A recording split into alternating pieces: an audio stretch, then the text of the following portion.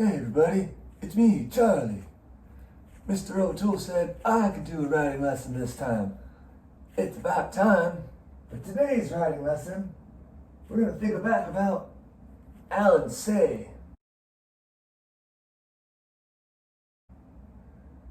He wrote the book Bicycle Man. So we're going to learn more about him. But first, if he were here right now, what question would you want to ask him? Okay, now I'm going to read a little bit about his life.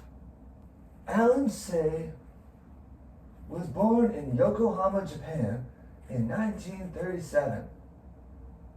His father, a Korean orphan raised by a British family in Shanghai, and his mother, a Japanese American born in Oakland, California. They divorced when Say was 8. As a youngster, Say apprenticed himself to Noro Shinpei, a cartoonist whom he greatly admired. This period marked the beginning of his serious training in the arts and was to prove pivotal in Say's life. When Say turned 16, his father decided to move to America. He had by that time acquired a new family, but asked Say if he would like to emigrate as part of that family. Say left Tokyo with no knowledge of English, but with a sense of adventure, and traveled to California. As an adult, he pursued the idea of commercial photography as a career. Say's work brought him in contact with art directors and designers who were often impressed with his ability to sketch out ideas before committing them to film. In 1988, Alan Say quit photography completely and dedicated himself to writing and illustrating books for children. Tree of Cranes, Grandfather's Journey, Tea with Milk, and The Sign Painter are the most autobiographical of his works. That means they're the most about himself. Seems Alan Say likes to write about himself a lot. You might have heard his book Grandfather's Journey when you were in a younger grade. It won a famous medal called the Caldecott Medal. He gave an acceptance speech when he won that medal. Here's his speech.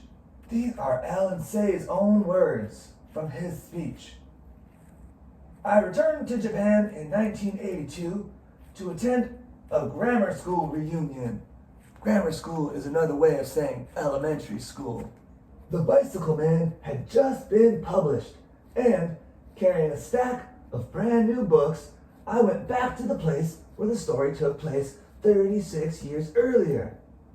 Miss Maria, my first grade teacher, came to meet me at the train station. It was like one of those teary Japanese movies.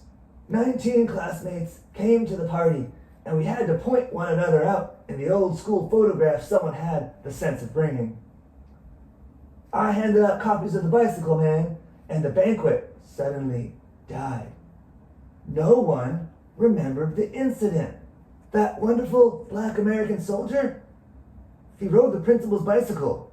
Don't you remember? I pleaded. They looked at me with embarrassment and incomprehension, even pity. Then they laughed and called me Urashima Taro, the fisherman of the ancient folk tale who returns home after being away for 400 years. On the following day, some of my classmates took the day off and accompanied me to the streets where I used to live. All the houses were still standing except mine. It had been demolished only a month before my return. My homecoming wasn't turning out the way I had expected. What did you find out about Alan Say?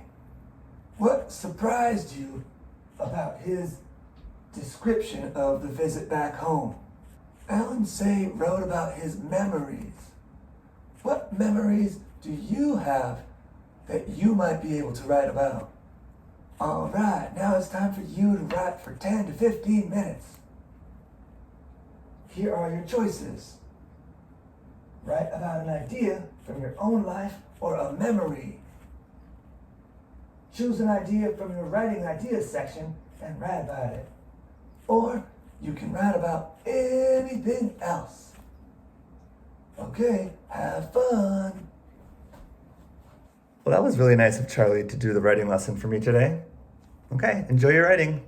Bye.